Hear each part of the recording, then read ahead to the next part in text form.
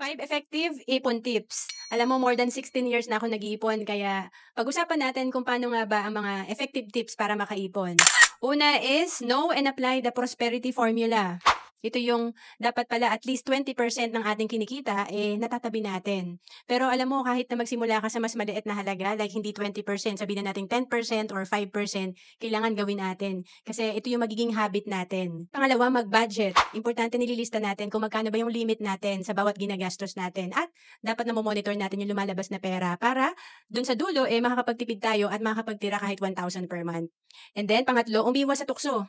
Pag lumabas ka or kahit nasa bahay ka lang, ang dami talagang sale sa online and sa mall.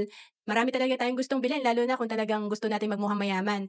Pero alam mo, pag inuna mo yung disiplina talaga, darating din yung araw na hindi mo na kailangang mamroblema sa pera. And pang-apat, use your spare time wisely.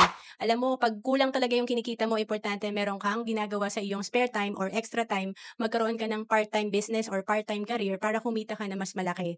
And then pang-lima, mag-invest. Importante marunong tayo mag-invest, kagaya ng 3,000 per month. Kung matuto tayo mag-invest, nagawa natin to for 20 years. After 20 years, merong projected fund tayo na 3 million. At yung 3 million natin, pag ito ay kumikita ng 10% per year, meron tayong passive income or money working for you na 300,000 per year or 25,000 per month. To know more about savings and investment, message mo lang ako sa FB, Roan Celis Capistrano.